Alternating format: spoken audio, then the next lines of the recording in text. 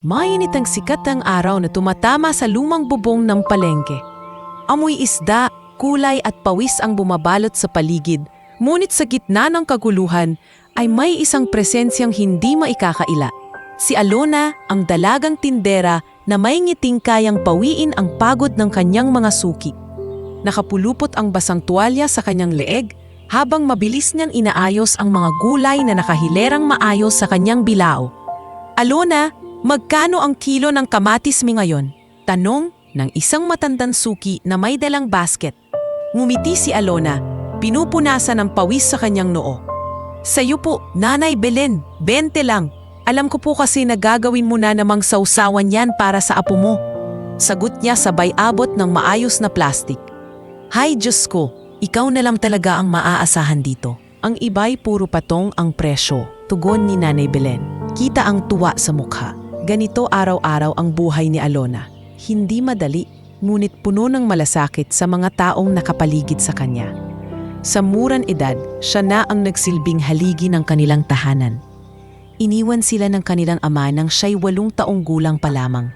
At mula noon, siya na ang katuwang ng ina sa pagpapalaki sa 3 nakababatang kapatid. Nay, aalis na po ako, paalam niya kaninang umaga. Dala ang bayong na puno ng panindang gulay mula sa kanilang maliit na bakuran. Mag-ingat ka, anak, sagot ng ina habang inaalagaan ang pinakabatang kapatid ni Alona. Kita sa mga mata ng ina ang pagod, ngunit mas nanginibabaw ang pasasalamat na may anak siyang gaya ni Alona. Sa palengke, si Alona ay kilala bilang masayahin at masipag. Hindi siya maramot sa ngiti at madalas ay nagbibigay ng dagdag na sili o kamatis sa mga suki na hirap sa budget. Hindi siya yayaman sa kanyang ginagawa, ngunit ang dignidad at tiwala ng mga tao ang tunay niyang puhunan. Isang hapon, habang inaayos niya ang mga talong, nilapitan siya ng kanyang kababatang si Lisa, isa ring tindera. Alona, minsan naiisip ko, hindi ka ba napapagod araw-araw ganito? Baka naman gusto mong sumama sa Maynila. Doon may mga pabrika, malaki raw ang sahod. Payo ni Lisa habang nakikipagkwentuhan. Napahinto si Alona, saglit na napatingin sa kawalan. Oo, napapagod din ako, Lisa. Pero paano na si nanay? Paano ang mga kapatid ko? Ako lang ang inaasahan nila. Dito man maliit ang kita, alam kong nakakatulong ako sa kanila. Tahimik na tumango si Lisa. Totoo ka riyan. Kaya siguro lahat dito sa palengke ay humahanga sa'yo. Hindi lang sa sipag, kundi sa tibay mo rin. Lumipas ang mga oras at dumarami ang mamimili. Kahit pagod na si Alona, pinipilit niyang maging magiliw. Laging niyang inuuna ang kapakanan ng iba bago ang sarili. Madalas, hindi na siya kumakain ng maayos para lamang may maiuwi sa bahay. Habang inaabot ang sukli sa isang customer, bigla siyang nakaramdam ng bigat sa dibdib. Hindi pisikal na sakit, hindi ang bigat ng responsibilidad. Minsan naiisip niyang kung may kaya lang sana sila, baka hindi siya ganito kahirap ang dinadala. Ngunit agad niyang pinalitan ng ngiti ang mukha. Hindi siya papayag na makita ng iba ang kanyang kahinaan. Alona! Tawag ng kanyang pinsong kapatid na si Jonas na biglang sumulpot sa harap ng kanyang pwesto. Ate, gutom na ako? Napatingin siya sa kapatid, payat at halatang kulang sa nutrisyon. Pinisil niya ang pisngi nito. Hintayin mo lang ako dito. Tapusin ko lang ito. Uuwi tayo, may niluto si nanay na lugaw. Salamat ate, tugon ng bata, bago umupo sa gilid at pinanood ang kanyang kapatid na walang kapagurang nagtatrabaho. Kinagabihan, matapos isara ang kanyang pwesto, naglakad si Alona pauwi. Bitbit niya ang kinita sa buong maghapon at ilang gulay na hindi na ibenta. Pagdating sa kanilang barong-barong, sinalubong siya ng kanyang ina. Kumusta ang benta anak? Tanong nito. Medyo mahina po nay, pero sapat na para makabili tayo ng bigas bukas. At may natira pang gulay, pwede nating iluto para sa hapunan. Ngumiti ang ina kahit bakas ang pagod sa mukha. Salamat Alona, kung wala ka, ewan kong kung paano kami mabubuhay. Umupo si Alona sa tabi ng kanyang mga kapatid. Habang kumakain ng simpleng lugaw na may kaunting gulay, naramdaman niya ang init ng pamilya.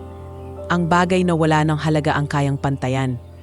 Pagkatapos ng hapunan, lumabas siya ng bahay at tumingin sa langit. Ang buwan ay bilog at maliwanag. Sa kanyang isip, nagdasal siya, "Panginoon, bigyan niyo lang po ako ng lakas araw-araw para sa pamilya ko.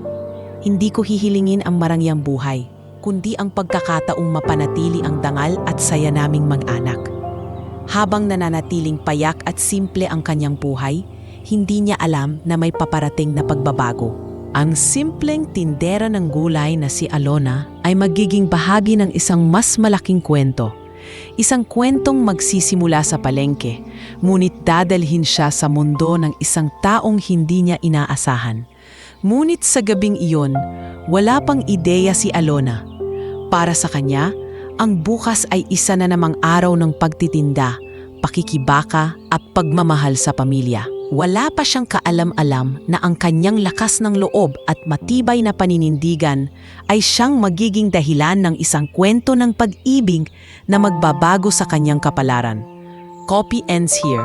Sa kabilang panig ng lungsod, malayo sa masikip na kalye ng palengke kung saan araw-araw nagsusumikap si Alona, ay naninirahan si Marco. Siya ang nag-iisang tagapagmana ng isang malawak na imperyo ng negosyo.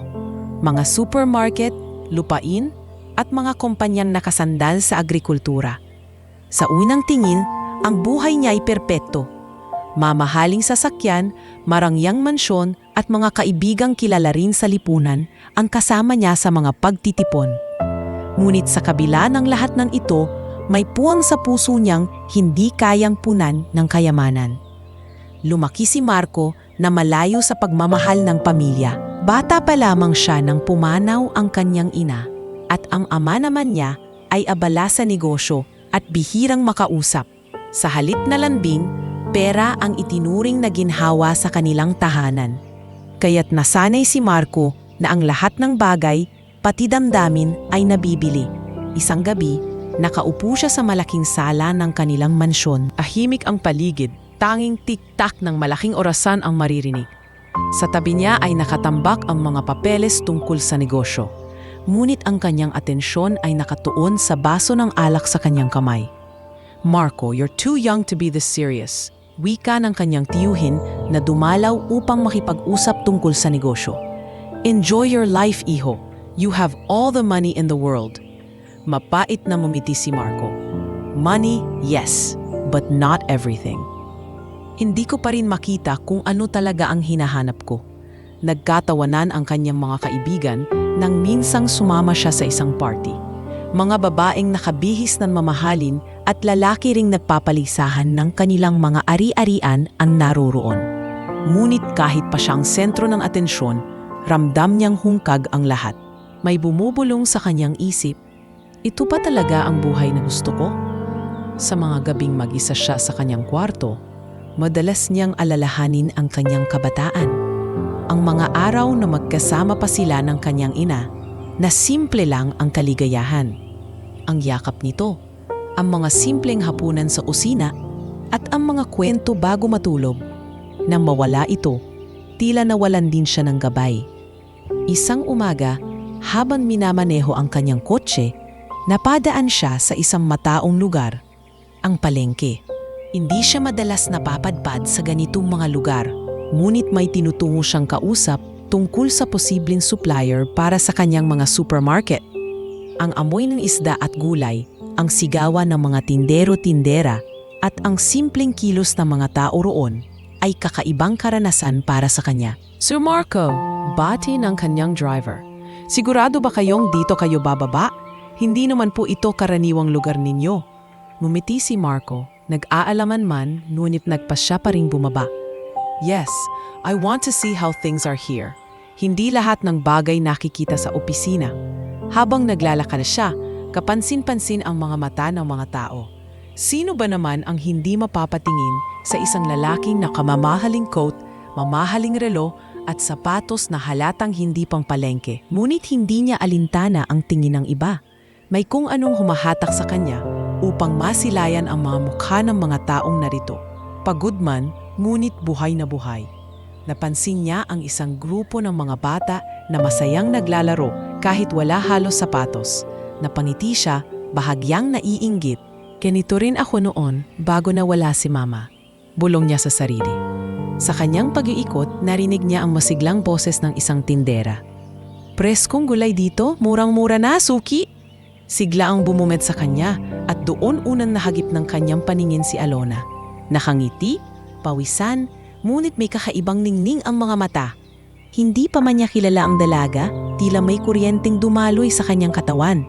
Hindi siya sanay sa ganitong pakiramdam. Karaniwan, mabilis siyang nagsasawa sa mga babaeng nakakasalamuha. Ngunit ngayong sandali, parang may kakaibang sigla ang dumapo sa kanyang puso. Nang lumapit siya sa pwesto ni Alona, napansin niyang hindi ito nagpakita ng labis na paghanga o pangaakit gaya ng nakasanayan niyang makita mula sa ibang babae. Sa halip, normal lamang ang tingin nito, isang customer na kagaya ng iba. Magkano ang 1 kilo ng talong?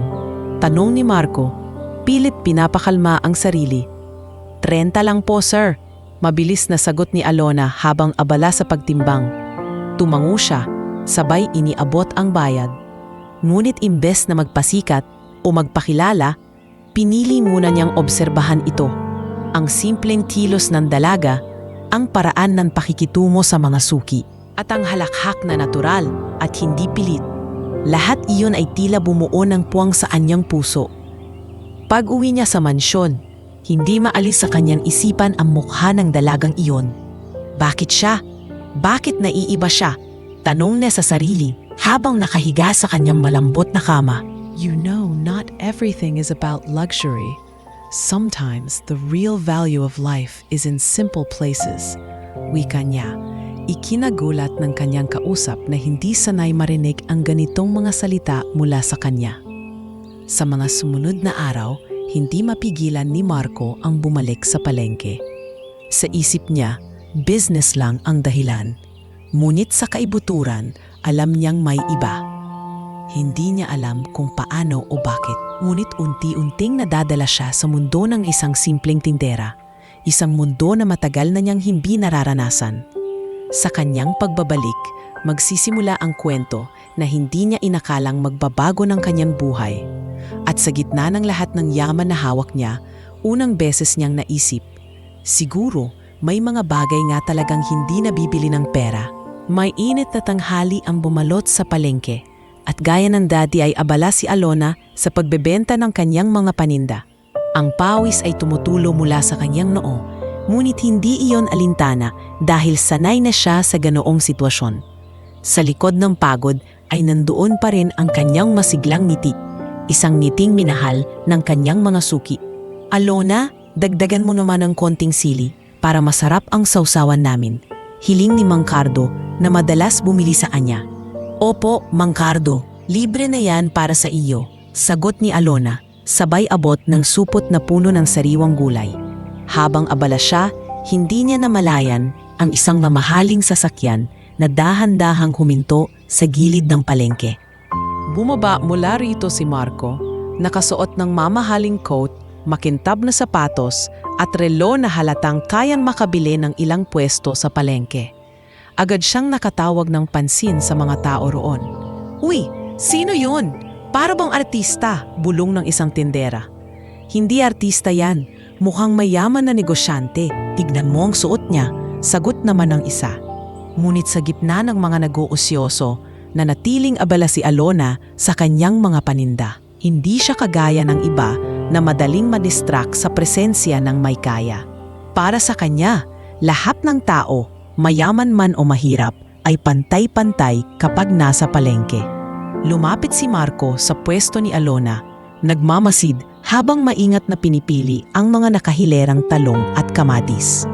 Hindi siya agad nagsalita. Tila ba pinapanood muna ang dalaga kung paano ito nakikipag-usap sa mga suki. Napansin niya kung paano ito nakangiti kahit pagod, kung paano ito mabilis magbigay ng dagdag gulay sa mga walang sapat na pera, at kung paanong ang bawat galaw nito ay puno ng malasakit. Magkano ang 1 kilo ng talong? Tanong ni Marco sa mababang boses. Bahagyang iniba ang tono upang hindi mahalata ang kanyang pagkailang. 30 lang po, sir. Mabilis na sagot ni Alona.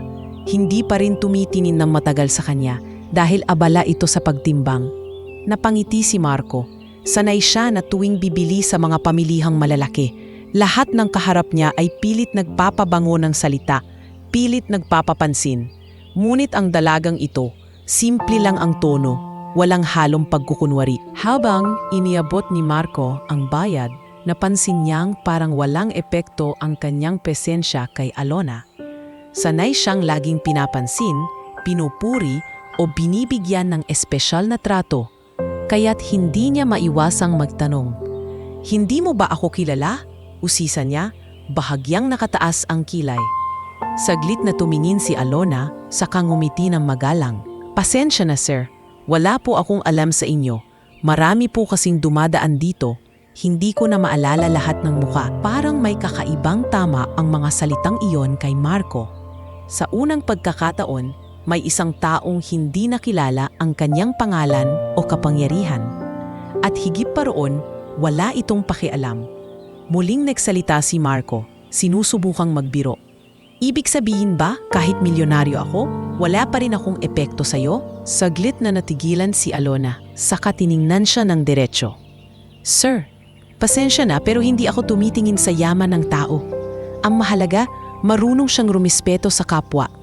Nabigla si Marco. Walang alinlangan sa boses ni Alona. Walang takot. At higit sa lahat, walang interes sa kanyang kayamanan. At doon nagsimulang magkaroon ng kakaibang epekto sa kanya ang dalaga. Habang nagpapatuloy ang araw, bumalik si Marco sa kanyang sasakyan. Dala ang isang supot ng gulay na hindi naman talaga niya kailangan. Habang minamaneho ang kotse, hindi niya maiwasang mapangiti. Iba siya. Hindi siya kagaya ng iba. Samantala, si Alona naman ay nagpatuloy ng sa kanyang gawain na para bang walang nangyari. Sa kanyang isip, isa lamang itong customer na kagaya ng iba. Ngunit sa di niya maipaliwanag na dahilan, naiwan sa kanyang isipan ang kakaibang tanong ng lalaki. Sa gabing iyon, magkaibang mundo ang pinagmulan ng kanilang iniuwi. Si Alona, bit-bit ang ilang perang kinita upang ibigay sa kanyang ina. At si Marco naman, dala ang isang bagong katanungan sa kanyang puso. Ano kaya ang meron sa dalagang iyon na hindi ko makalimutan?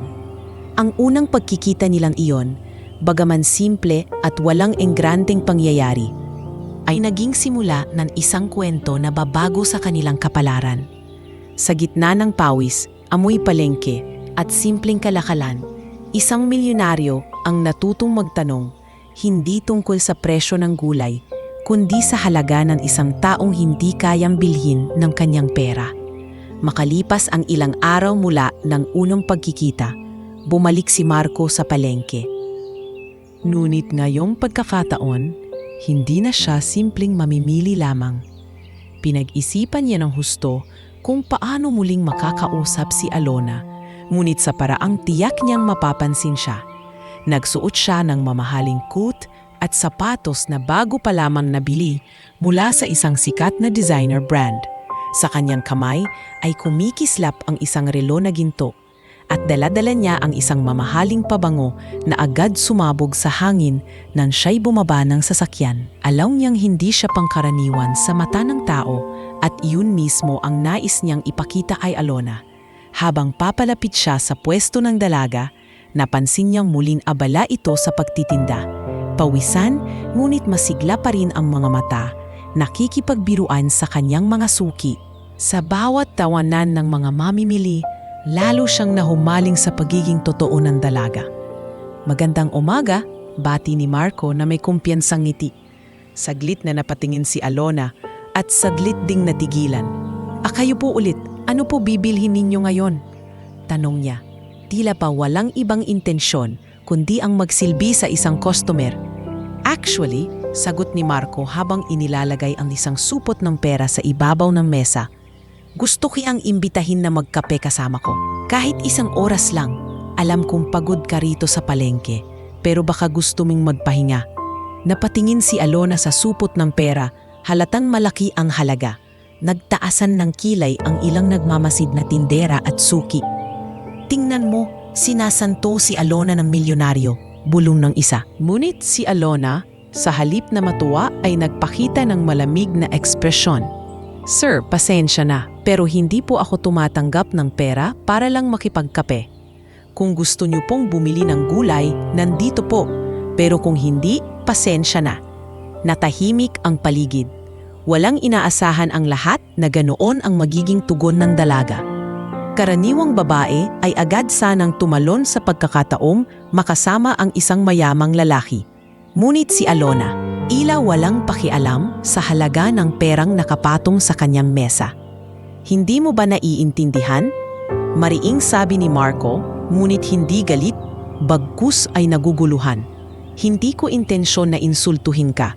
Gusto lang kitang makilala ng mas malapit. Huminga ng malalim si Alona. Sir, kung totoo po ang intensyon nyo, hindi nyo na kailangan maglabas ng pera. Hindi lahat ng tao na dadaan sa yaman. Ang respeto hindi nabibili. Parang may tinamaan sa dibdib ni Marco. Bihira siyang pagsabihan ng ganoong klaseng salita. Sanay siyang lahat ng bagay ay kaya niyang makuha sa isang iglap, ngunit na yon ay tila hindi sapat ang lahat ng dala niyang kayamanan. Kung ganoon, anong dapat kong gawin? Tanong niya, medyo napapailing. Ngumiti si Alona, ngunit may lamig ang ngiting iyon. Simple lang, sir. Kung gusto niyo akong makilala, bumalik kayo rito bilang isang ordinaryong tao. Hindi bilang isang milyonaryong may dalang pera. Doon ko malalaman kung totoo nga ba ang sinasabi ninyo. Sa mga nakikinig sa paligid, halatang humanga sila kay Alona.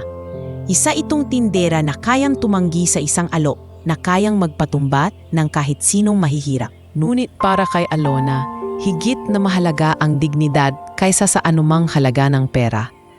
Naglakad palayo si Marco, hawak pa rin ang supot ng pera na siya ring hindi tinanggap ng dalaga. Habang naglalakad pabalik sa kanyang sasakyan, nararamdaman niya ang bigat ng mga salitang iniwan sa kanya. Hindi ako nabibili, bulong niya sa sarili. Sa loob ng sasakyan, tinitigan niya ang kanyang mga kamay. Ang mga kamay na sanay hawakan ang yaman at kapangyarihan. Ngayon ay tila ba walang halaga. Sa unang pagkakataon naramdaman niya ang kabiguan. Ngunit kasabay nito, may kakaibang paghanga at pananabik. Samantala, bumalik si Alona sa kanyang pagtitinda. Wala siyang pakialam kung siya man ay pinag-uusapan ng mga tao. Para sa kanya, sapat na ang malaman ng lahat na hindi siya madaling mabili. Alona, grabe ka, bulong ni Lisa, ang kaibigang tendera. Kung ako siguro ang nasa lugar mo, baka sumama na ako. Milyonaryo na nga ang nag-aalok, ayaw mo pa. Ngumiti si Alona, bahagyang napailing. Lisa, hindi lahat ng pagkakataon ay dapat sunggaban. Hindi ko kayang ipagpalit ang sarili kong respeto para lang sa pera. Kung totoo siyang interesado, babalik siya. Pero hindi para bumili ng oras ko. At sa mismong araw na iyon, nagsimulang magbago ang pananaw ni Marco.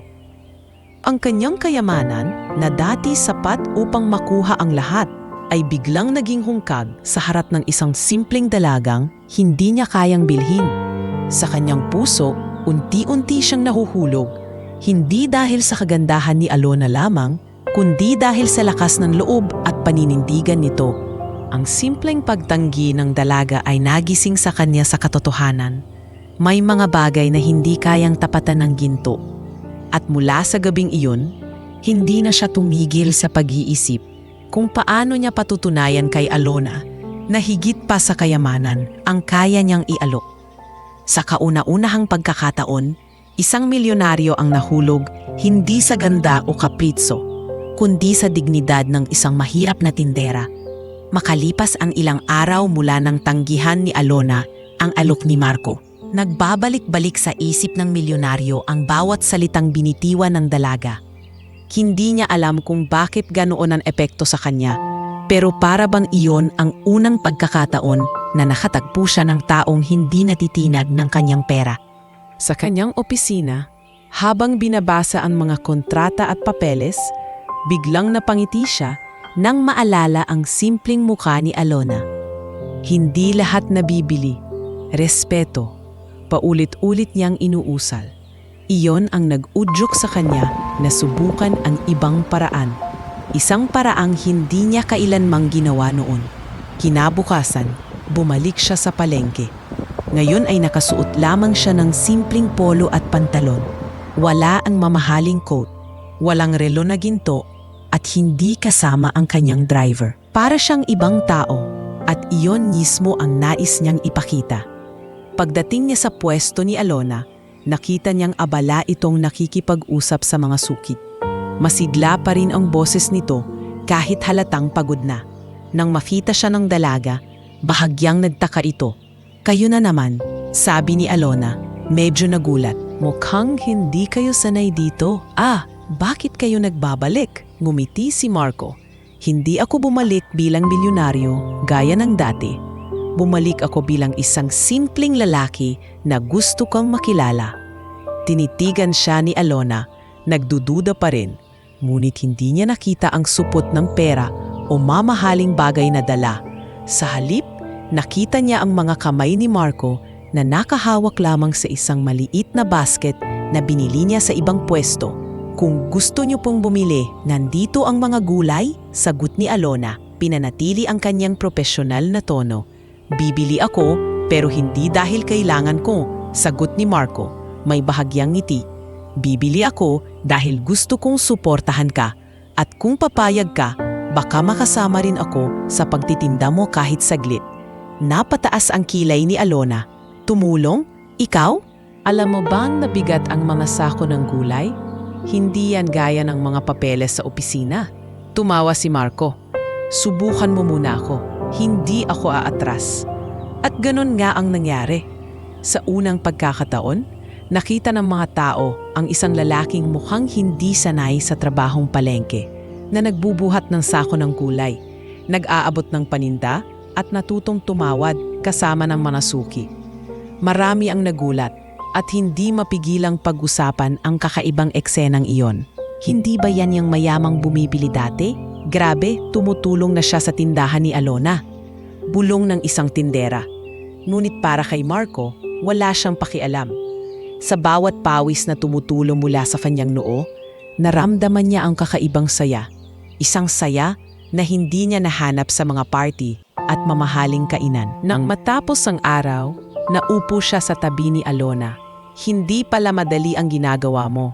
Ngayon ko lang nakita kung gaano kahirap at kasabay nito kung gaano kahalaga ang tiyaga mo." Huminga ng malalim si Alona, bahagyang napangiti. "Kung totoo man ang sinabi mong gusto mo ako makilala, ngayon alam mo na kung anong klasing buhay meron ako. Hindi ito madali at hindi ito para sa lahat." Tumango si Marco, "At mas lalo kitang hinangaan dahil doon. Hindi lahat kayang gawin ang ginagawa mo." Sa araw na iyon, nagsimulang mabuo ang isang kakaibang koneksyon sa pagitan nilang dalawa. Hindi ito dahil sa pera ni Marco o sa ganda ni Alona, kundi sa simpleng katotohanang pinipili nilang makita ang isa't isa ng walang pretensyon. Pag-uwi ni Marco, hindi na siya bitin sa mga alaala ng palengke. Sa halip, puno siya ng inspirasyon. Sa unang pagkakataon, naramdaman niyang may dahilan para magising kinabukasan ng may ngiti. Samantala, si Alona, bagaman nagdadalawang isip pa rin, ay hindi maikakailang may kakaibang init na dumampi sa kanyang puso. Habang tinutulungan niyang isara ang kanilang pwesto, napaisip siya, bakit nga ba hindi ko siya basta itinataboy? Ano ang meron sa kanya na kahit milyonaryo siya, tila ba handa siyang magbaba ng dangal para lang makasama ako? Ang kanilang kwento ay nagsisimula ng lumalim. Hindi na lamang ito tungkol sa isang milyonaryo at isang tindera, kundi dalawang taong natutong makita ang halaga ng isa't isa. Hindi sa kayamanan, kundi sa pagiging totoo. At sa gitna ng palengke, kung saan araw-araw ay laban para sa kabuhayan, unti-unti ring namumunga ang isang pag-ibig na hindi nakabatay sa ginto, kundi sa puso. Mabilis kumalat sa buong palengke ang balitang may isang milyonaryo na laging nakikitang kasama ni Alona. Hindi na bago ang mga usapan sa paligid, mula sa simpleng bulungan ng mga suki hanggang sa lantaran ng paninira ng ibang tindera. Sa bawat araw na lumilipas, lumalalim ang ugnayan ni Marco at Alona. Ngunit kasabay nito'y dumarami rin ang mga matang nakamasid at mga bibig na naghihintay na makahanap ng pagkakamali.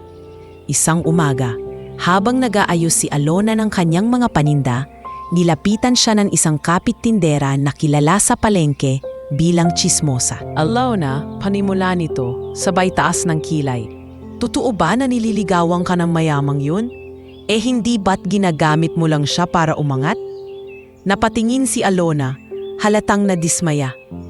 Pasensya ka na ate, pero hindi ko kailanman gagawin yan.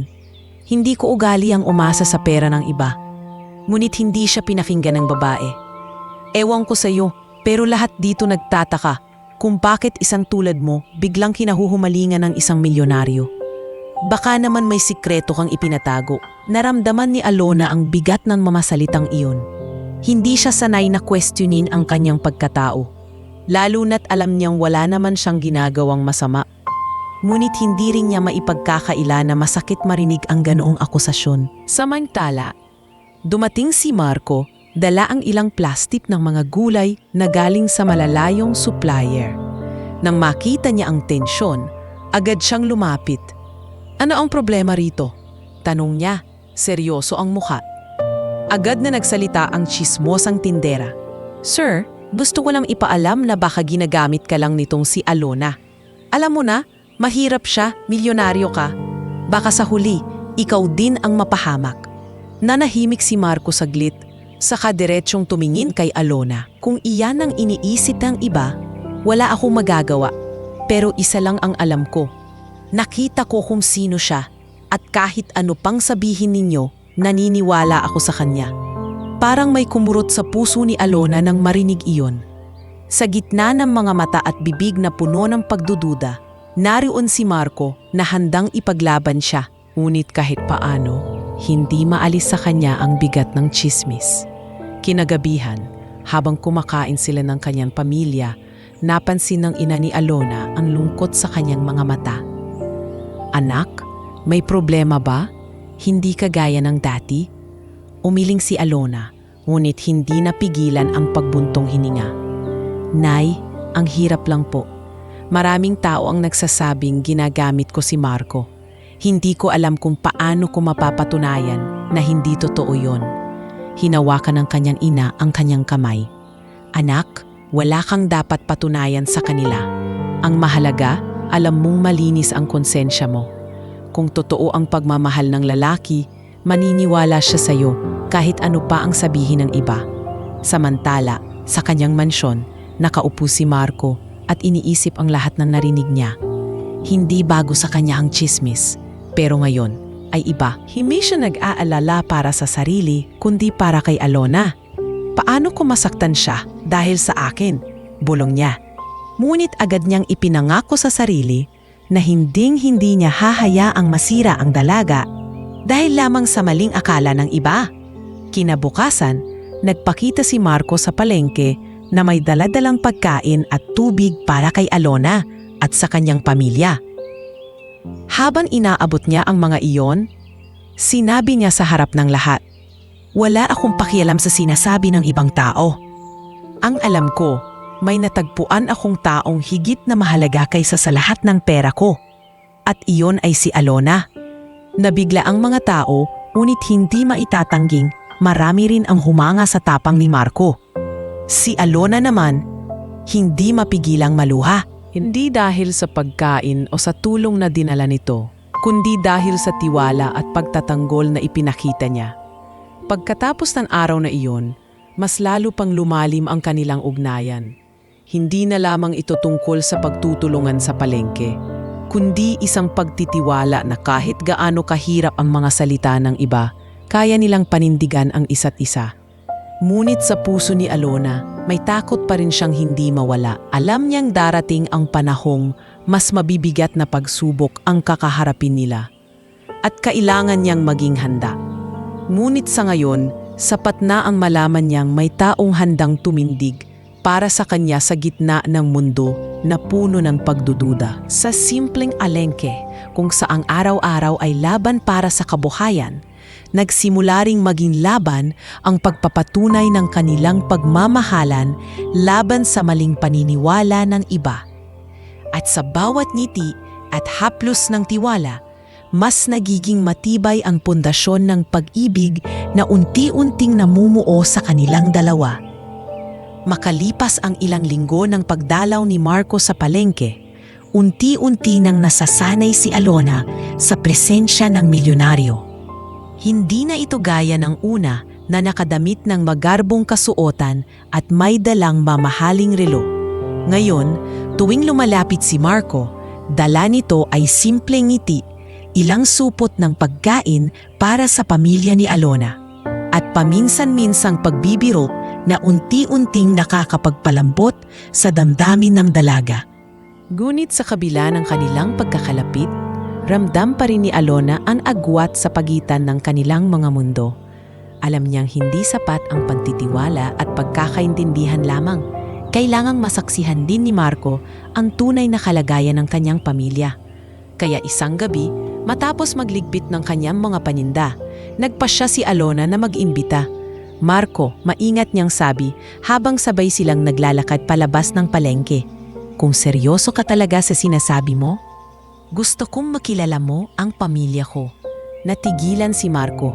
Hindi niya inasahan na daraping agad sa ganitong punto. Ngunit nakangiti siyang tumango. Walang problema. Sabihin mo lang kung kailan at pupunta ako. Kinabukasan, dumating si Marco sa barong-barong na tahanan ni Alona. Hindi siya nakasakay sa kanyang mamahaling kotse, kundi naglakad mula sa kanto dala lamang ang ilang supot ng prutas at tinapay. Sa unang pagkakataon, pumasok siya sa isang tahanan na hindi mararangyang kagamitan ang bumungad, kundi simpleng upuan na yari sa kawayan at mesa na may mga gasgas ng panahon. Magandang gabi po, magalang na bati ni Marco sa ina ni Alona. Ako po si Marco. Bahagyang nagulat ang ina ng dalaga, ngunit agad nang ngumiti. Ikaw pala ang sinasabi ng anak ko. Pasok ka, iho. Pasensya na, maliit lang ang bahay namin. Hindi po mahalaga ang laki ng bahay, tita, sagot ni Marco, sabay abot ng prutas. Ang mahalaga ay ang init ng pagtanggap ninyo.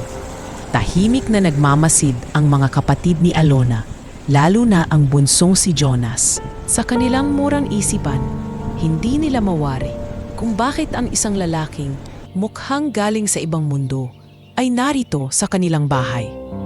Ate, siya ba yung kaibigan mo? Bulong ni Jonas. Mumiti si Alona at tumango. Oo, Jonas, siya si Kuya Marco. Habang kumakain sila ng simpleng hapunan, lugaw na may halong tinadtad na gulay, pinilit ni Marco na makipag-usap sa pamilya ni Alona. Tinanong niya ang mga kapatid tungkol sa kanilang pag-aaral at nang malaman niyang may kahirapan sila sa pagbili ng gamit sa eskwela, tahimik lamang siyang nakinig at pinigil ang sariling mag-alok agad ng tulong. Kung anuman po ang meron kami, sapat na yon, sabi ng ina ni Alona habang nakatingin kay Marco. Hindi kami sanay sa sobra. Pero salamat at may oras kang makisalo sa amin. Napatingin si Marco kay Alona at nakita niya ang paggalan ng dalaga sa kanyang ina. Doon niya tuluyang napagtanto kung gaano kahalaga para kay Alona ang pamilya nito. Hindi pala ito simpleng babae lamang na matibay ang paninindigan. Isa rin itong anak at kapatid na handang isakripisyo ang lahat para sa mga mahal niya sa buhay. Pagkatapos ng hapunan, lumabas sila ni Alona sa bakuran. Tahimik ang paligid at tanging tunog ng mga kuliglig ang maririnig. Pasensya ka na kung medyo maliit at magulo ang bahay namin. Mahina at medyo nahiiyang sabi ni Alona. Umiling si Marco. Alona, huwag mo nang isipin yan. Hindi ako pumunta dito para husgahan kayo. Sa totoo lang, mas masarap ang pakiramdam dito kaysa mansyon ko. Dito ko naramdaman ang isang bagay na matagal ko nang hinahanap, ang pamilya. Napatitig si Alona kay Marco, nagulat sa sinabi nito. Wala ka bang pamilya? Sadlit na natahimik si Marco bago sumagot. Meron, pero hindi buo. Bata pa lang ako, nawala na ang mama ko. Ang papa ko naman, mas pinili ang negosyo kaysa sa akin. Kaya sanay akong nag-iisa. Naramdaman ni Alona ang bigat ng boses ni Marco. At sa gabing iyon, mas lalo niyang nakita ang kahinaan ng isang lalaking inakala ng lahat ay perpekto. Hindi pala ito malapit sa lahat ng bagay. May sugat din pala sa puso na hindi kayang lunasan ng pera. Marco, mahina niyang sabi, Dito ka palaging welcome. Hindi kami marangya, pero totoo kami. At kung gusto mong maranasan ang init ng pamilya, makakahanap ka niyan dito. Sa unang pagkakataon, naramdaman ni Marco ang katahimikan at kapanatagan. Hindi dahil sa halaga ng kanyang dalang regalo, kundi dahil sa pagtanggap ng isang pamilya na walang hinihinging kapalit. Habang umuuwi siya kinagabihan, dala-dala niya ang larawan ng isang tahanang maliit ngunit puno ng pagmamahalan. At sa kanyang puso, unti-unti nang tumitibay ang desisyon. Hindi lang si Alona ang nais niyang makasama, kundi pati ang pamilya nitong nagsilbing salamin ng buhay na matagal niyang hinanap. Sa gabing iyon, habang nakahiga si Marco sa kanyang malambot na kama, naisip niya, ngayon ko lang naramdaman na hindi pala sapat ang kayamanan. Mas mahalaga pala ang init ng pagtanggap at pagmamahal ng isang pamilya. At sa kabilang dako, nakatulog si Alona na may ngiti sa kanyang labi. Kahit maraming pagsubok pa ang nakaabang, alam niyang isang hakbang na ang nagawa nila tungo sa mas matibay na relasyon. Isang ugnayang hindi lamang sa kanilang dalawa umiikot, kundi sa pamilya na rin na kanilang pinakaiingatan. Mula nang nakilala ni Marco ang pamilya ni Alona, lalong tumibay ang loob niya na ipagpatuloy ang kanilang ugnayan. Ngunit kasabay nito, nagsimulang dumami ang mga humahadlang. Ang simpleng balitang kumalat sa palengke ay umabot na rin sa mga kaibigan at kakilala ni Marco sa lipunan. At gaya ng inaasahan, hindi lahat ay natuwa sa kanyang desisyon na makisama sa isang babaeng galing sa hirap. Isang gabi, dumalo si Marco sa isang pagtitipon ng mga negosyante. Ang mga ilaw sa hotel ballroom ay kumikislap at bawat mesa ay puno ng mga taong nakasuot ng magagarang damit. Habang abala siya sa pakikipag-usap tungkol sa negosyo, biglang lumapit ang matagal na niyang kaibigan si Adrian, kilala sa kanilang grupo bilang mapanlait at mayabang. "Marco," panimula ni Adrian, habang nakataas ang baso ng alak. "Totoo ba ang naririnig ko? Nakikita ka raw sa palengke, kasama ng isang simpleng tindera?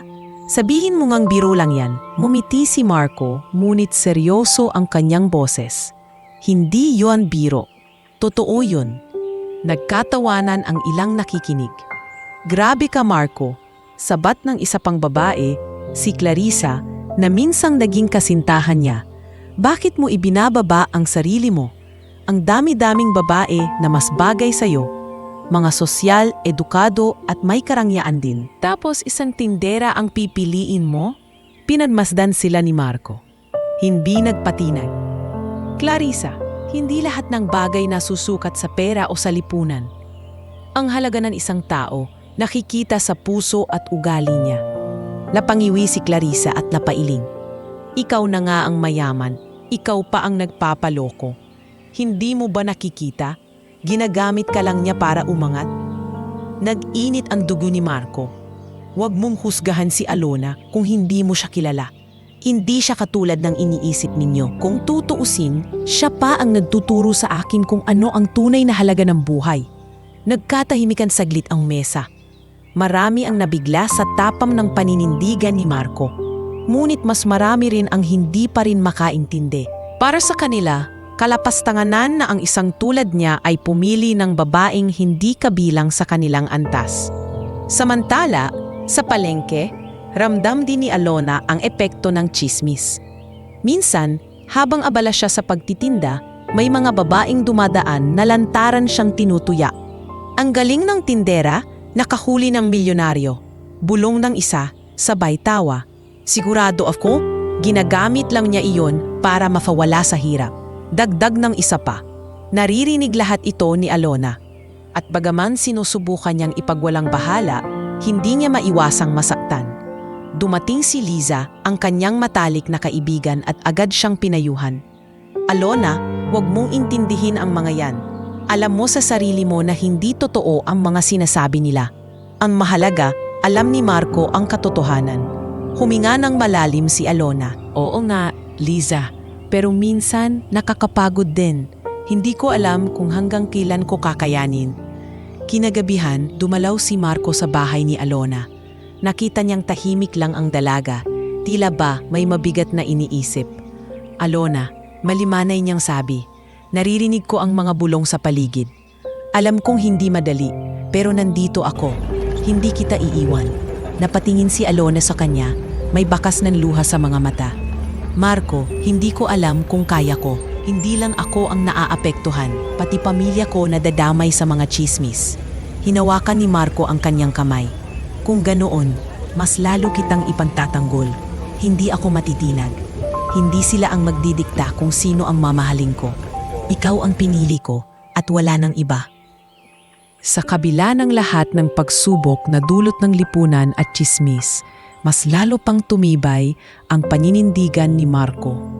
Hindi na siya ang milyonaryong sanay makuha ang lahat gamit ang pera. Siya na ngayon ang lalaking handang lumaban para sa pag-ibig, kahit pa ang kalaban ay mga taong matagal na niyan naasama. At para kay Alona, bagaman mahirap at masakit marinig ang mga panghuhusga, alam niyang may kasama siyang handang sumalo sa kanya sa gitna ng panlalait at pagdududa ng mundo.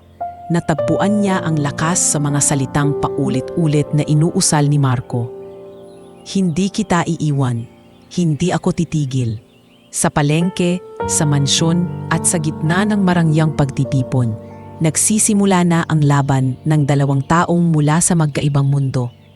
Laban ito hindi lang sa panlabas na puwersa, kundi laban para sa katotohanan at para sa pag-ibig na pilit pinipigilan ng lipunan. At sa bawat hakbang, pinapatunayan nila na may mga bagay na hindi kayang talunin ng tsismis, inggit at yaman. Dahil higit na makapangyarihan ang isang pusong marunong magmahal ng totoo. Mula nang ipagtanggol ni Marco si Alona, laban sa mga mapanghusga nilang kaibigan at kakilala, mas lalo pa niyang napatunayan sa sarili na hindi na siya makakaatras. Ang nararamdaman niya para kay Alona ay hindi basta paghanga lamang. Ito ay isang pag-ibig na nararapat panindigan. Kaya isang umaga, nagpasya siyang simulan ang panliligaw sa paraang hindi niya pa kailanman ginawa sa kanyang buhay. Hindi gaya ng dati na puro mamahaling regalo at engrandeng sorpresa ang ginagamit niya upang mapansin. Na yun ay pinili niyang maging simple at totoo. Maaga siyang dumating sa palengke. Suot lamang ang puting polo at lumang pantalon. Bitbit niya ang ilang kahon ng prutas at gulay na galing mismo sa kanyang mga supplier. Hindi para ipakita ang kanyang kayamanan, kundi para makatulong kay Alona sa kanyang tindahan. Marco, gulat na tanong ni Alona nang makita siyang nagbubuhat ng mga kahon. Ano na naman ang ginagawa mo rito? Hindi ba't sinabi ko na sa'yo, hindi mo kailangan gawin ito? Ngumiti si Marco, pawisan na agad kahit bagong dating pa lang. Alona, gusto kitang ligawan. At kung manliligaw ako, gusto kong ipakita sa'yo na kaya kong makibagay sa buhay na meron ka. Hindi ako nandito para magyabang ng pera. Nandito ako para ipakita sa'yo na kaya kong maging kasama mo sa hirap at pagod. Natigilan si Alona, hindi makapagsalita agad. Sanay siya sa mga lalaking panay salita lang ang alam, ngunit bihira ang taong handang dumihan ang kamay para sa isang simpleng tindera tulad niya. Habang lumilipas ang oras, nakita ng mga tao sa palengke ang kakaibang eksenang iyon. Isang milyonaryo, nagbubuhat ng sako ng bigas, nag-aabot ng paninda, at nakikipagtawaran kasama ng mga suki ni Alona. Marco, mabigat yang binubuhat mo, sigaw ni Lisa, na halatang nag-aalala, ngunit natatawa rin. Kayang-kaya ko ito, sagot ni Marco habang pinagpapawisan. Kung araw-araw itong ginagawa ni Alona, bakit hindi ko kaya? Natawa ang mga suki at unti-unti ang mga mata na dati puno ng duda ay nagsimulang magbago. Nakita nilang hindi biro ang ginagawa ni Marco. Hindi niya kailangan itong gawin, ngunit inagawa niya ito dahil may dahilan. At iyon ay ang tapat na panliligaw ay Alona. Pagsapit ng hapon, habang nagpahinga sila sa tabi ng pwesto, inabot ni Marco ang isang malamig na bote ng tubig kay Alona. Hindi ko alam kung tatanggapin mo, pero sana bigyan mo ako ng pagkakataon. Hindi ko kayang ipangako na magiging madali ang lahat, Pero kaya kong ipangako na hindi kita iiwan kahit anong mangyari. Napatingin si Alona sa kanya. Ramdam ang sinseridad sa bawat salita. Marco, hindi madali ang buhay ko. Hindi ito tulad ng nakasanayan mo. Maraming araw na kulang ang kita, maraming gabi na mahirap matulog dahil sa gutom.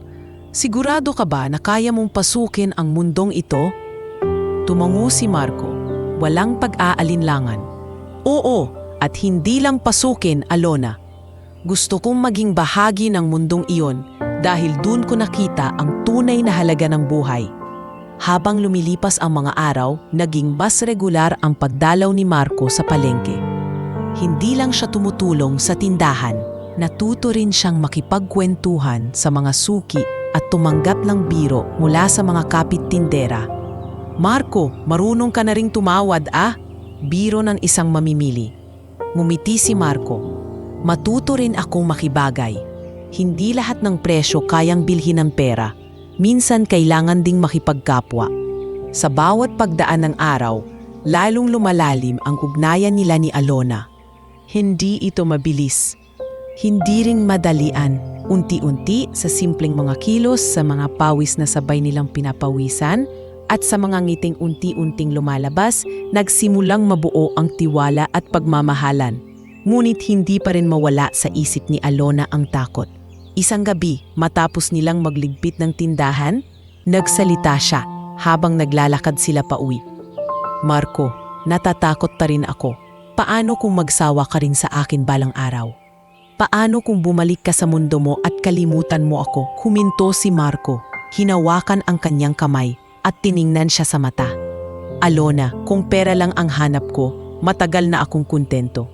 Pero simula nang makilala kita, doon ko lang naramdaman kung ano ang kulang sa buhay ko. Hindi kita kayang kalimutan dahil sa'yo ko lang nakita kung ano ang ibig sabihin ng pagmamahal na walang kapalit. Naluha si Alona sa narinig.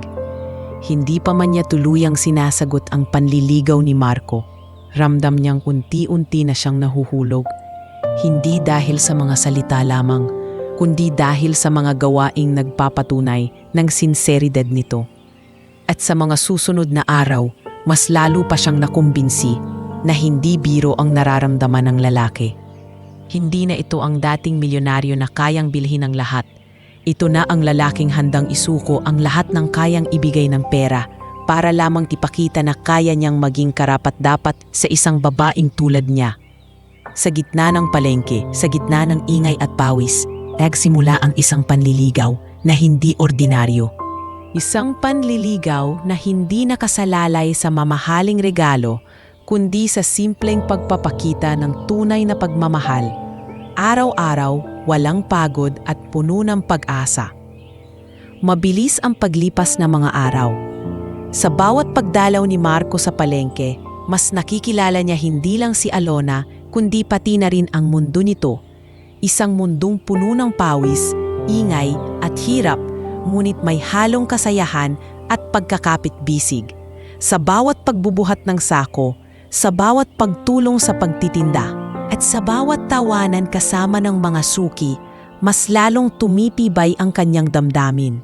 Hindi na siya nakokontento sa pagiging kasama lang. Nais na niyang ipahayag ang totoo sa kanyang puso. Isang gabi ng malakas na ulan, natapos na rin nilang isara ang pwesto. Matapos ang mahabang araw, basang-basa ang paligid at halos walang ilaw sa kalsada maliban sa ilang poste na kumikislap-kislap. Kasama ni Marco si Alona habang binabaybay nila ang makitob na daan pauwi. Sa kanyang isang kamay ay hawak niya ang payong, tinatangkang masakop ang dalaga upang hindi ito mabasa. Alona, maingat na bungad ni Marco. Matagal ko nang gustong sabihin ito, pero hindi ko magawa. Dahil baka isipin mong minamadali kita. Napatingin si Alona, ila nagulat sa biglang seryosong tono ng lalaki. Ano yon? Huminga ng malalim si Marco. Alona, mahal kita. Hindi na ito simpleng paghanga lang.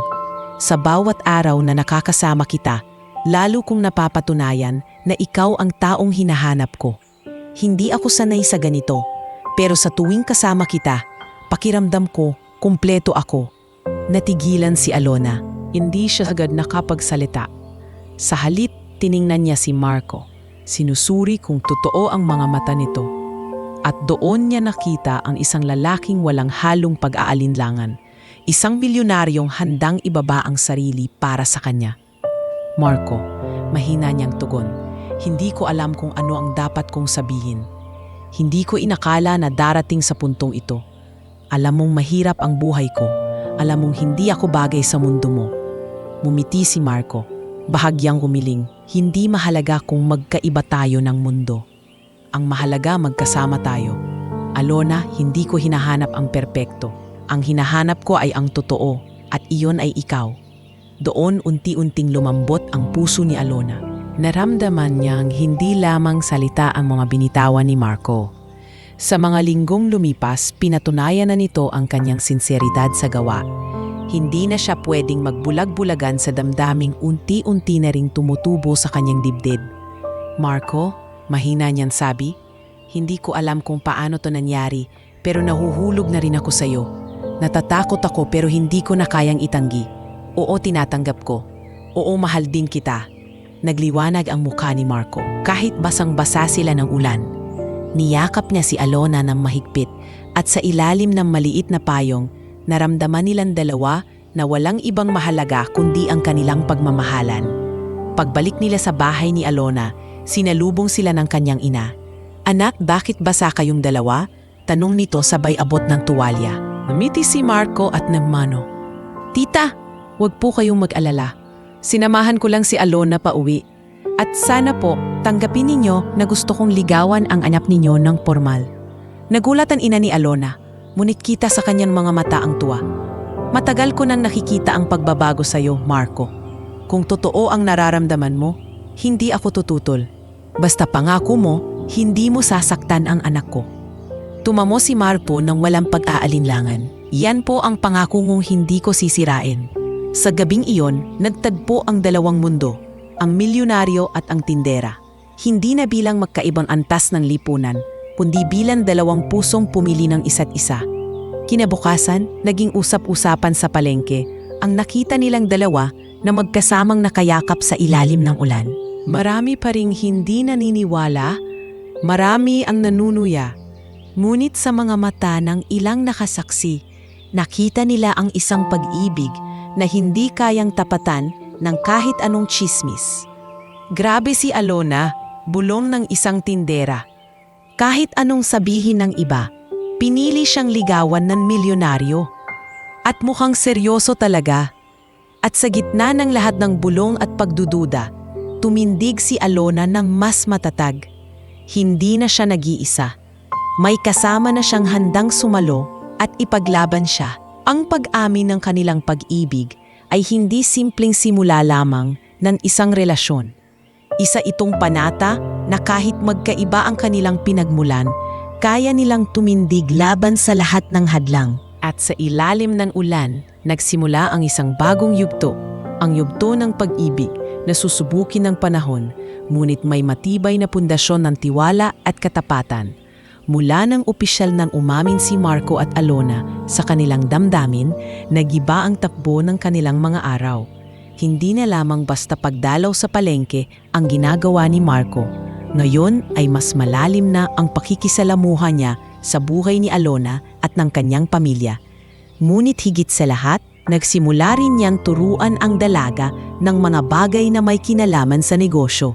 Isang umaga, dinala ni Marco si Alona sa kanyang maliit na opisina sa bayan.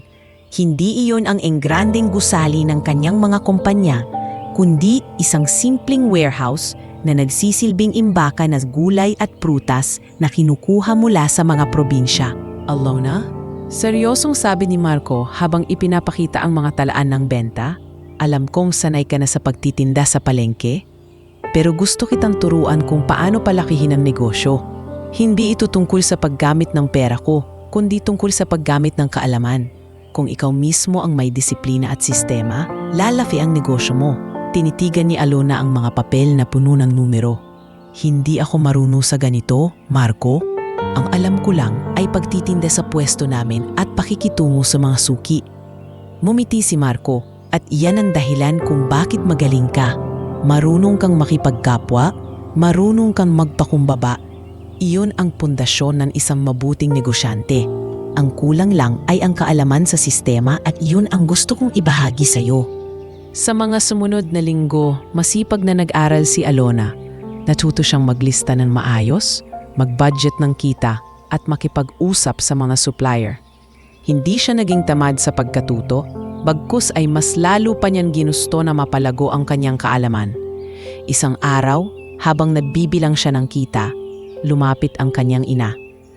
"Anak, hindi ko alam kung paano mo nagagawa ang lahat ng ito. Noon, nag-aalala ako na baka isang araw mapagod ka na. Pero ngayon, parang mas lalo kang lumalakas." Umiti si Alona. "Nay, hindi ito tungkol sa akin lang. Lahat ng ginagawa ko, para sa atin. Gusto kong maranasan ninyo na hindi na tayo palaging nagtitipid, na hindi na laging kapos, at hindi nga nagtagal, lumaki ang kita ng kanilang tindahan." Mula sa maliit na pwesto, unti-unti itong naging isa sa mga kinikilala sa palengke dahil sa ganda ng kalidad ng kanilang paninada at sa maayos na sistema ng pamamahala.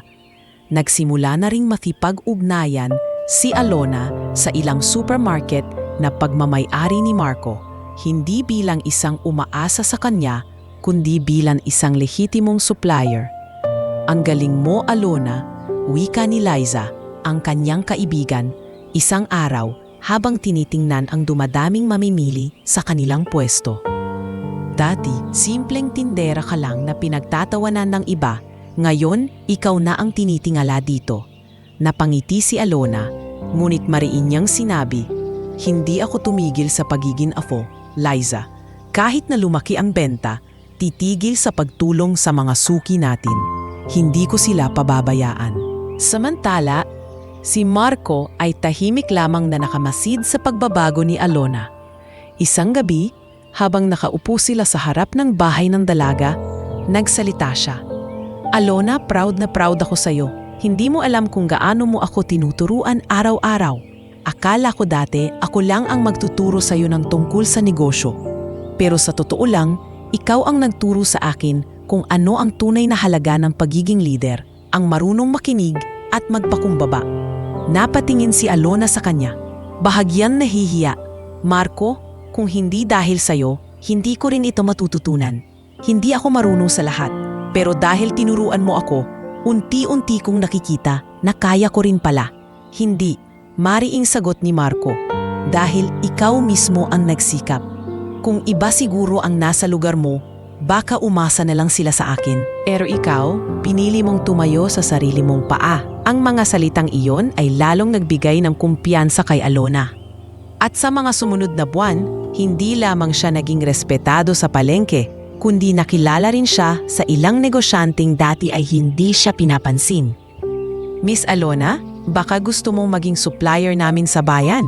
Alok ng isang negosyanteng nakausap niya sa isang pagtitipon. Nagulat si Alona, ngunit hindi siya nagpakita ng takot. "Salamat po. Handa akong magbigay ng dekalidad na paninda.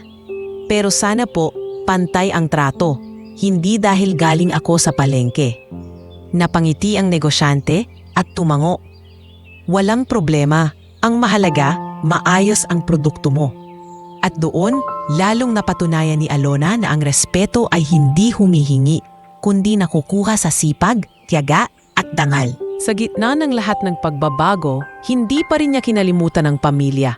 Sa bawat dagdag na kita, una niyang binibili ang gamit sa eskwela ng kanyang mga kapatid, gamot para sa kanyang ina, at kaunting pagkain na matagal na nilang hindi natitikman.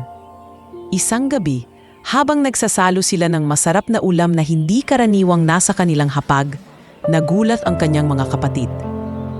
"Ate, may karne na tayo ngayon, parang piyesta!" Tuwang-tuwang sabi ni Jonas.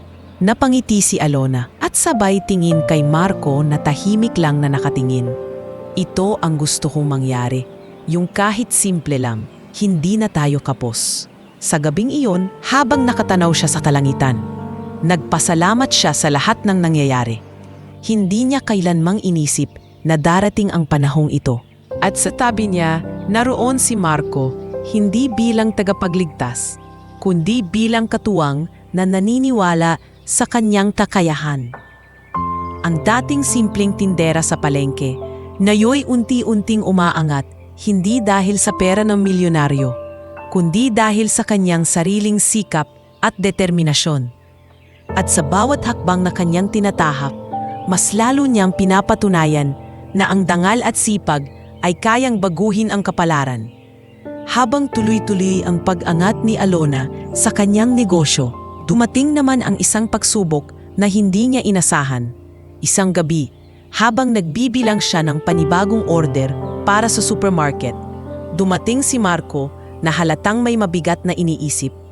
Alona, mahina niyang simula. Kailangan kong sabihin sa'yo ang isang bagay. Dumating na si Clarissa, dati kong kasintahan. Natigilan si Alona, nahulog ang hawak niyang lapis sa mesa. Clarissa, sino siya sa buhay mo? Huminga ng malalim si Marco. Siya ang unang babaeng minahal ko, pero matagal na kaming tapos. Ang problema, bumalik siya at gusto niyan muli akong makasama. At kilala mo siya, hindi basta susuko iyon. Naghalo ang kaba at takot sa dibdib ni Alona. Alam niyang hindi madali ang kalabanin ang isang babaeng galing sa mundo ni Marco. Maganda, mayaman, at sanay sa marangyang pamumuhay. Ngunit pinilit niyang itago ang kanyang pangamba. At ano naman ang sinabi mo? Diretsong tumingin si Marco sa kanyang mga mata. Sinabi ko na wala nang pungwang ang nakaraan sa buhay ko, na ikaw ang mahal ko at wala nang iba. Pero natatakot ako, Alona. Hindi ko alam kung anong hakbang ang gagawin niya para sirain tayo. At hindi nga nagtagal, dumating ang unang pagsubok. Kinaumagahan, lumabas sa pahayagan ang larawan ni Marco at Clarissa. Mula sa isang lumang party, may nakasulat pang reunion sa headline. Kumalat agad ang chismis na bumalik na si Clarissa sa buhay ng milyonaryo. Sa palengke, naging paksa na naman si Alona. Kawawa naman si Alona. Iniwan na yata ng milyonaryo, bulong ng isang nagtitinda. Ngunit imbes na panghinaan ng loob, tumindig si Alona. Hindi ko hahayaang sirain ng chismis ang relasyon namin. Bulong niya sa sarili habang ipinagpatuloy ang pagtitinda. Kinagabihan, dumanaw si Marco at nakita niya ang lungkot sa mga mata ng dalaga. Alona, naniniwala ka ba sa akin? Marco, sagot ni Alona, bahagyang nanginginig ang boses. Hindi ako nagdududa sa'yo, pero natatakot ako. Hindi dahil sa hindi kita mahal, kundi dahil alam kong malakas ang kapangyarihan ng mga taong galing sa mundo mo. At ako, simpleng tindera lang. Hinawakan ni Marco ang kanyang kamay. Hindi ka simpleng tindera, Alona. Ikaw ang babaeng nagpabago sa akin. Kung may hahadlang sa atin, haharapin ko sila. Pangako ko, hindi ka mag-iisa. Subalit hindi naging madali ang lahat. Dumating mismo si Clarissa sa palengke isang araw, nakasuot ng mamahaling damit at may kasamang mga kaibigan. Naglakad siya palapit sa pwesto ni Alona at mumiti ng mapanghamon. Kaya ito pala ang pinili mo, Marco? Wika ni Clarissa habang hawak-hawak ang kanyang mamahaling bag. Isang tindera? Hindi mo ba alam na pinagtatawanan ka na ng buong lipunan dahil sa kanya? Tumayo si Alona, hindi nagpatalo. Clarissa, kung iniisip mong matatakot ako, nagka-family ka. Hindi ko kailanman pinilit si Marco. Siya mismo ang pumili sa akin. At hindi ko kailanman gagamitin ang pagmamahal niya para sa sarili kong kapakinabangan. Nagulat si Clarissa sa tapang ng dalaga. Tingnan natin kung hanggang saan ang kaya mong ipaglaban ang relasyon ninyo. Tandaan mo, Alona, hindi mo ako matatalo sa mundong ginagalawan ni Marco. Ngumii si Marco, humakbang palapit at tumayo sa tabi ni Alona. Clarissa, hindi ito tungkol sa yaman o sa lipunan. Ito ay tungkol sa puso. At matagal ko nang napili kung sino ang nasa puso ko. Si Alona iyon at wala nang iba. Natahimik ang buong palengke. Sa unang pagkakataon, nakita nila mismong si Marco ang humarap at ipinagtanggol si Alona laban sa isang sosyal na babae. Marami ang napahanga, ngunit may ilan pa ring nagdududa. Gayunpaman, para kay Alona, sapat na ang tapang na ipinakita ng lalaki. Sa mga sumunod na araw, mas lalo pang pinatunayan ni Marco ang kanyang katapatan. Hindi siya sumama sa anumang pagtitipon kung naroon si Clarissa at mas pinili niyang tumulong kay Alona sa negosyo nito. Habang si Clarissa naman ay naghanap ng iba pang paraan para ibalik ang dating relasyon nila, unti-unti siyang nauubusan ng dahilan. Isang gabi, habang naglalakad sina Alona at Marco pauwi mula sa palengke, muling nagsalita ang dalaga. Marco, natatakot pa rin ako, pero natututo na akong magtiwala. Hindi ko alam kung anong hinaharap natin, pero alam kong kaya nating harapin basta't magkasama tayo. Hinawakan ni Marco ang kanyang kamay ng mas mahigpit. Alona, kahit sino pa ang sumubok na hadlangan tayo, kahit gaano kahirap, mananatili akong nasa tabi mo. Hindi kita pababayaan. At sa gabing iyon, sa gitna ng katahimikan at liwanag ng buwan, mas tumibay ang kanilang pagmamahalan. Hindi lamang ito laban ng dalawang taong nagmamahalan, kundi laban ng dalawang pusong handang hamunin ang mundo para ipaglaban ang kanilang karapatan sa pag-ibig. Pagkatapos ng matinding pagsubok na dala ni Clarissa, mas lalong naging matatag ang relasyon ni Marco at Alona. Hindi na lamang simpleng panliligaw ang ginagawa ng milyonaryo. Ngayon, pinapakita na niya ang buong intensyon na gawing pangmatagalan ang kanilang pagmamahalan. Sa bawat araw na lumilipas, lalo tang tumitibay ang kanilang tiwala sa isa't isa at mas lumalalim ang pagkakaunawaan nila sa kabila ng lahat ng pagkakaiba.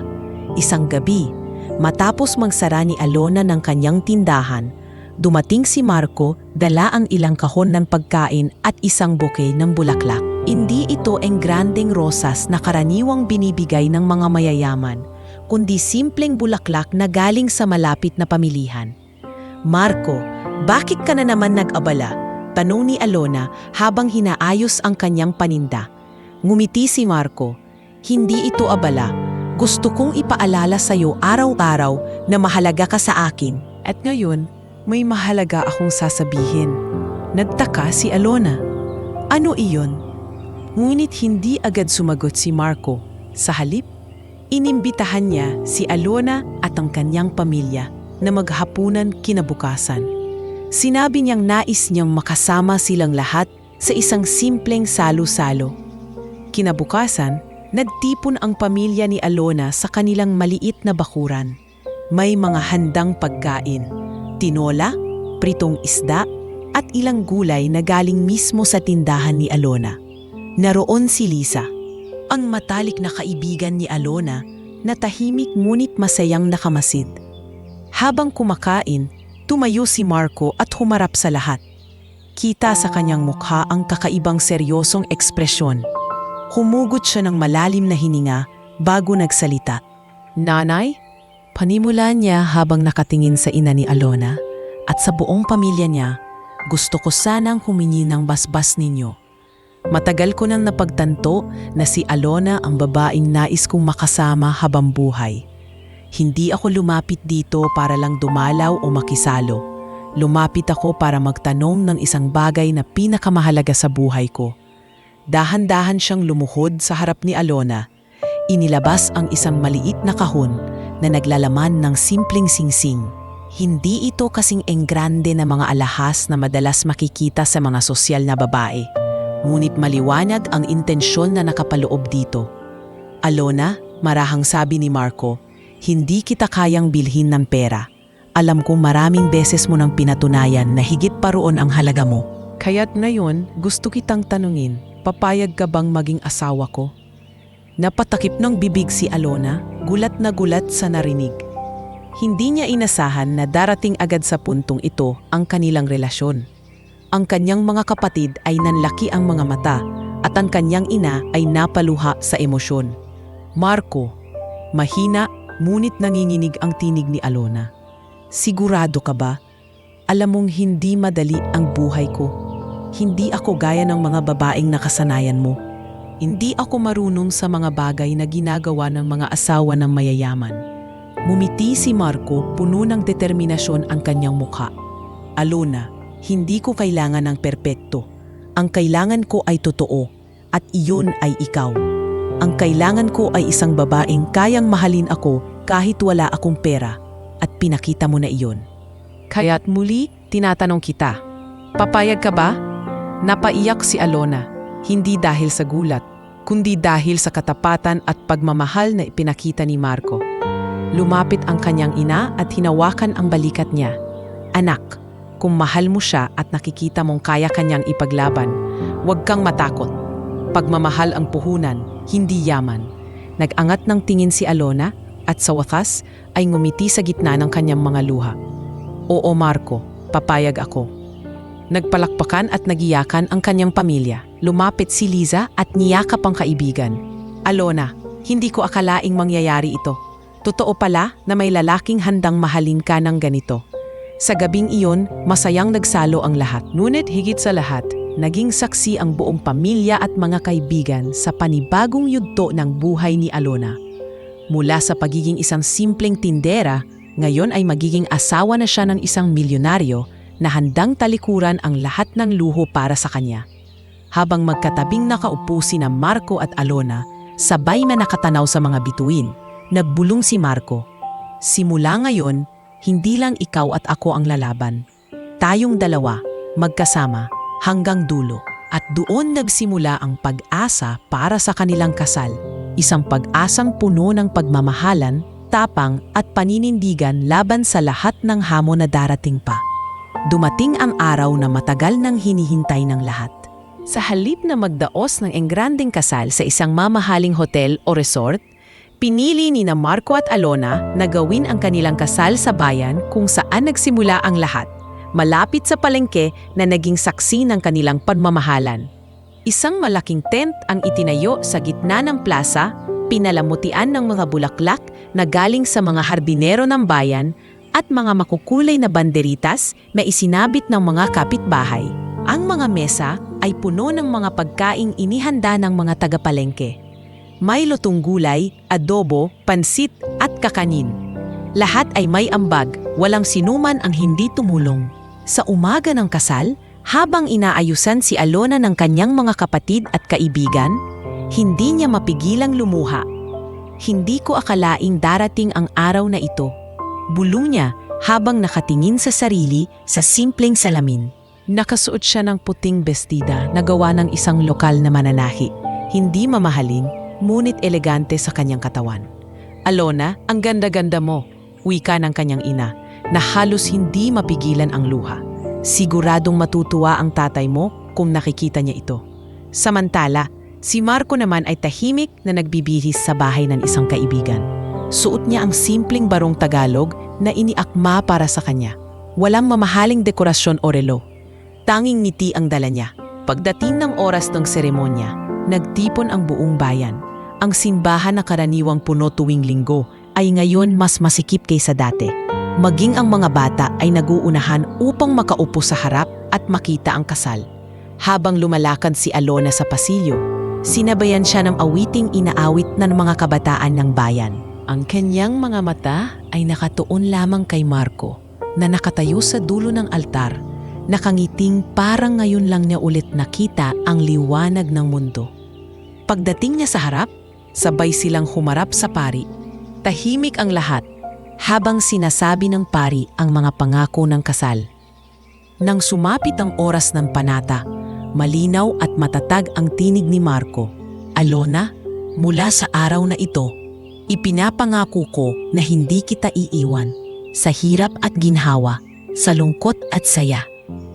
Hindi kayamanan ang puhunan ng pag-ibig na ito, kundi ang katapatan ng aking puso. At nang si Alona naman ang magsalita, nanginginig ang kanyang tinig, ngunit puno ng damdamin. Marco, hindi ko inakala na may isang tulad mo na pipili sa isang tulad ko. Ngunit mula ngayon, ipinapangako ko na magiging kasama mo ako sa lahat ng laban. Hindi ako susuko dahil ikaw ang aking lakas. Pagkatapos ng panata, inilagay nila ang mga singsing sa isa't isa. Walang engrandeng diamante, tanging simpleng gintong singsing na simbolo ng kanilang pagmamahalan. Ngunit para sa lahat ng naroroon, iyon ang pinakamahalagang palatandaan ng tunay na kasal. Nang ideklara silang mag-asawa, malakas ang hiyawan at palakpakan ng lahat. Ang buong plaza ay napuno ng saya, tila isang piyesta. Nagkaroon ng kantahan, sayawan, at walang tigil na tawanan. Ang kasal na ito, sabi ng pari, ay hindi tungkol sa marangyang seremonya, kundi sa tunay na pagmamahalan. Naway maging huwaran sila sa lahat. Habang magkahawak kamay na nakaupo sina Marco at Alona sa kanilang mesa, lumapit si Liza. Alona, hindi ko talaga akalain. Dati magkatabi lang tayo sa pwesto, nagtitinda ng gulay. Ngayon, heto ka, kasal na sa isang bilyonaryo. Pero ang pinakamaganda, hindi ka nagbago. Mumiti si Alona, hawak ang kamay ni Marco. Liza, ang mahalaga, hindi ang yaman. Ang mahalaga ay ang pagmamahal na totoo. At iyon ang natagpuan ko kay Marco. Lumapit din ang kanyang ina at niyakap silang dalawa. Anak, salamat at pinili mo magmahal ng may dignidad. At ikaw, Marco, salamat at tinanggap mo ang anak ko ng buong puso. Hindi ko maipapaliwanag ang saya ko ngayon. Habang lumalalim ang gabi, nagpatuloy ang kasiyahan. Nagmistulang pista ang buong bayan at lahat ng tao ay nakisaya sa kanilang kasal. Wala mang engranding dekorasyon, wala mang mamahaling alak o pagkain. Ang kasal ni na Marco at Alona ay naging pinakatapat at pinakamasayang kasal na nasaksihan ng kanilang mga kababayan. At sa dulo ng araw, habang nakaupo silang mag-asawa sa ilalim ng mga bituin, sabay nilang sinabi, "Ito ang simula ng ating habang buhay." Makalipas ang ilang linggo matapos ang kasal, nagsimula ang bagong yugto ni na Marco at Alona bilang mag-asawa. Bagaman puno ng kasayahan ang kanilang naging kasal, alam nilang hindi doon nagtatapos ang kanilang kwento. Sa totoo lang, doon pa lang nagsisimula ang mas mahirap at mas masayang bahagi ng kanilang pagsasama. Unang-una, kinailangan nilang mag-adjust sa isa't isa. Si Alona, nasanay sa gising ng alas 5 ng umaga upang maghanda ng paninda sa palengke, ay biglang nasanay sa pagkakaroon ng kasama sa lahat ng gawain. Si Marco naman, na dati laging nakaupo sa kanyang opisina at may sekretarya na nag-aasikaso ng lahat, ay natuturing bumangon ng maaga para tulungan ang kanyang asawa. "Marco, makamahirapan ka sa ganito," wika ni Alona isang umaga habang binubuhat ng lalaki ang mga gulay papunta sa kanilang bagong pwesto. Ngumiti si Marco, pawisan ngunit masaya. "Alona, hindi ako nahihirapan. Sa totoo lang, ngayon ko lang naramdaman ang saya ng ganitong gawain. Dati, puro numero at kontrata lang ang hawak ko. Ngayon pakiramdam ko mas totoo ang buhay." Ngunit hindi rin nawawala ang mga hindi pagkakaintindihan. May mga araw na nagtatalo sila tungkol sa negosyo. Si Marco, na sanay sa malalaking desisyon at mabilis na resulta, ay minsan nagiging mainit ang ulo kapag mabagal ang kita. Samantalang si Alona, na mas sanay sa tiyaga at dahan-dahang pag-usad, ay pinipiling huwag magmadali. "Alona, kung dadagdagan natin ng supplier at taasan ang presyo, mas mabilis tayong kikita," mungkahi ni Marco. Umiling si Alona. "Hindi ganoon kadali, Marco.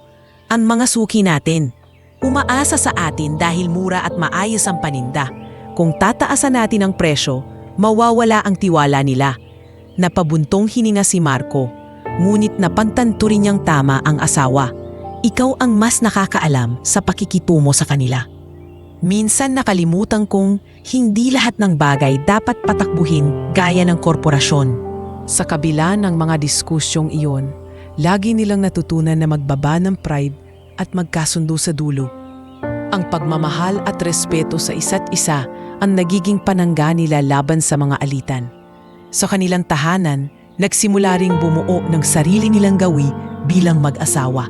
Simple lang ang bahay na itinayo nila, hindi mansyon, kundi isang maaliwalas na tahanan, malapit pa rin sa bayan. Pinili nilang manatiling malapit sa palengke dahil hindi gusto ni Alona na lumayo sa kanyang pinagmulan. Isang gabi, habang magkasamang nagluluto, biglang nagsalita si Alona. "Marco, salamat ha. Hindi mo ako pinilit na lumayo sa palengke. Kahit milyonaryo ka, pinayagan mo akong manatili dito." Hinaplos ni Marco ang buhok niya. "Alona, kung saan ka masaya, doon ako. Hindi ko kayang pilitin kang iwan ang lugar na naging bahagi ng pagkatao mo. Mas gusto kong manatili dito kasama ka." At nang lumipas ang mga buwan, mas lalo nilang natutunan ang kahalagahan ng pagtutulungan. Hindi lang sa negosyo, kundi sa lahat ng aspeto ng kanilang buhay. Kapag may problema sa bahay, sabay nilang nilulutas. Kapag may desisyon tungkol sa negosyo, pinag-uusapan nila ng mabuti. Ngunit hindi lahat ay puro saya. May mga gabi na napapaisip si Alona kung tama ba ang desisyong pinasok niya. Lalo na kapag may mga naririnig pa rin siyang tsismis mula sa mga taong hindi pa rin matanggap na ang isang simpleng tindera ay nakapangasawa ng milyonaryo. Hindi ba talaga sila titigil? Tanong niya kay Marco isang gabi habang nakahiga sila. Hanggang ngayon, sinasabing ginagamit lang daw kita. Hinawakan ni Marco ang kanyang kamay at hinaplos ito. Hayaan mo silang magsalita. Ang mahalaga, alam nating totoo ang nararamdaman natin. Hindi mo kailangang patunayan ang sarili mo sa kanila. Ako mismo ang nakakaalam kung sino ka. Ang mga salitang iyon ang laging nagpapalakas kay Alona. At sa bawat araw na lumilipas, mas lalo siyang natutong huwag nang intindihin ang mga panlabas na boses. Sa kabila ng lahat ng hamon, hindi matatawaran ang mga maliliit na sandaling puno ng saya. Ang simpleng pagkakape sa umaga, ang pagtulong ng isa't isa sa pagluluto, ang pagtawa sa gitna ng pagod, lahat ng iyon ay nagpapatibay sa kanilang pagsasama. Isang gabi, habang nakaupo sila sa harap ng kanilang bahay, magkahawak ang kamay at nakatanaw sa mga bituin, nagsalita si Marco. Alona, hindi ako nagkamali sa pagpili sa iyo. Sa dami ng tao sa mundo ko dati, ikaw lang ang nakapagbigay sa akin ng totoong buhay. Ngumiti si Alona at sa mga mata nito, nakita niya ang kinabukasang hindi kailanmang kayang ibigay ng kayamanan. Isang buhay na puno ng pagmamahal, respeto at pag-asa. At sa gitna ng kanilang payak, ngunit masayang buhay mag-asawa, natutunan nila ang pinakamahalagang aral. Ang kasal ay hindi tungkol sa marangyang kasiyahan o materyal na bagay, kundi tungkol sa dalawang pusong handang magsakripisyo at magtulungan, anuman ang pagsubok na dumating. Lumipas ang ilang taon mula nang ikasal sina Marco at Alona. Ang kanilang pagsasama ay hindi man perpekto ay pinatibay ng pagmamahalan at pagtutulungan. Unti-unti nilang natutunan kung paano balansihin ang dalawang magkaibang mundong kanilang pinagmulan. Ang marangyang mundo ni Marco at ang payak na mundo ni Alona. Sa pagdaan ng panahon, dumating ang isa sa pinakamalaking biyaya sa kanilang buhay, ang kanilang unang anak. Marco, may sorpresa ako, wika ni Alona, isang umaga habang abala sa pagluluto ng almusal. Nakaniti siya. May kislap sa mata na matagal nang hindi nakita ni Marco. Ano iyon? Tanong ng lalaki, sabay lapit at halik sa kanyang noo. Ito, sabay abot ni Alona ng maliit na papel na galing sa doktor. Magiging tatay ka na. Napatitig si Marco, halos hindi makapaniwala. Alona, totoo ba ito? Tumango ang dalaga, luha ang ngumiti. Oo, Marco, magkakaanak na tayo. Niyakap niya ito ng mahigpit, puno ng tuwa at pasasalamat. Salamat, Alona. Salamat sa regalong ito. Nang ipinanganak ang kanilang anak, halos magbago ang lahat. Hindi lamang sila mag-asawa, kundi magulang na may responsibilidad sa isang bagong buhay. Ang kanilang unang anak ay nagbigay ng higit na sigla sa kanilang pamilya. At makalipas ang ilang taon, nasundan pa ito. Nagkaroon sila ng 2 anak na parehong masayahin at puno ng pangarap. Papa, gusto ko ring maging negosyante balang araw. Sigaw ng panganay nilang anak habang naglalaro ng papel at lapis na parang kontrata. Papa, ako naman gusto kong maging guro, wika ng bunso nilang anak habang hawak-hawak ang maliit na pisara. Tumawa si Marco at hinaplos ang kanilang mga ulo. Anak, anuman ang piliin ninyo, basta't maging mabuti at masipag kayo, susuportahan namin kayo ng mama ninyo. Samantala, hindi rin nakalimutan ni Alona ang kanyang mga pinagmulan. Kahit na unti-unti nang lumalago ang kanilang negosyo at nakikilala sila sa mas malalaking merkado, lagi siyang bumabalik sa palengke upang kumustahin ang mga kaibigan at suki. Hindi niya kayang iwan ang lugar na siyang naging saksi sa kanyang hirap at pagsusumikap. Alona, kahit milyonarya ka na, bumabalik ka pa rin dito. Biro ng isang dating tindera. Ngumiti siya. Hindi ko kayang kalimutan ang lugar na ito. Dito ako nagsimula at dito ko natutunan ang halaga ng sipag at tiyaga. Samantala, si Marco naman ay mas naging aktibo sa pagpapalago ng kanilang negosyo. Ngunit hindi na siya tulad ng dati na puro pera at tubo lamang ang iniisip. Ngayon, natutunan niyang balansehin ang kita at malasakit. Tinuruan siya ni Alona na huwag kalimutan ang mga taong nagtatrabaho para sa kanila. Marco, paalala ni Alona, minsang nag-uusap sila tungkol sa expansion ng negosyo. Huwag nating hayaan na mawalan ng halaga ang mga tao. Kung yayaman tayo, dapat kasabay nila. Tumango si Marco. Tama ka. Kung dati iniisip ko lang ang kita, ngayon naiintindihan kong ang tunay na yaman ay nakikita sa dami ng taong natutulungan natin. At iyon nga ang ginawa nila. Nagbigay sila ng trabaho sa mga kababayan ni Alona. Ginawang supplier ang ibang tindera sa palengke. At tinulungan ang mga maliliit na magsasaka na magkaroon ng patas na presyo sa kanilang produkto. Unti-unti, hindi lamang negosyo ang kanilang itinayo kundi komunidad na may pagkakaisa. Sa kanilang tahanan, pinili pa rin nilang mamuhay ng simple. Oo, kaya nilang magkaroon ng mansyon at magagarang sasakyan. Ngunit mas pinili nilang manatili sa bahay na puno ng alaala at pagmamahal. Isang gabi, habang magkasamang nakaupo sa harap ng kanilang bahay, pinagmamasdan nila ang kanilang mga anak na naglalaro sa bakuran. Marco, wika ni Alona, ito ang pinangarap ko noon pa. Isang pamilya, payak na buhay, pero puno ng pagmamahalan. Hinawakan ni Marco ang kanyang kamay at ngumiti. Alona, natutunan kong ang pinakamalaking tagumpay ay hindi nasusukat sa pera. Ito, ikaw ang mga anak natin at ang pamilya nating buo. Ito ang tunay na tagumpay. Sa paglipas ng mga taon, naging kilala sila hindi lamang bilang mag-asawa na nagtagumpay, kundi bilang huwaran ng komunidad. Si Alona, ang dating tindera, ay naging inspirasyon sa mga kababaihan na huwag sumuko sa hamon ng buhay. Si Marco naman, ang dating mapagmataas na milyonaryo, ay naging simbolo ng pagbabago at pagpapakumbaba. Ang kanilang pamilya ay naging ehemplo ng pagkakaisa. Sa bawat pagtuturo sa kanilang mga anak, palaging binibigyang diin ni Marco at Alona na higit sa lahat ng yaman, mahalaga ang kabutihan, respeto at pag-ibig.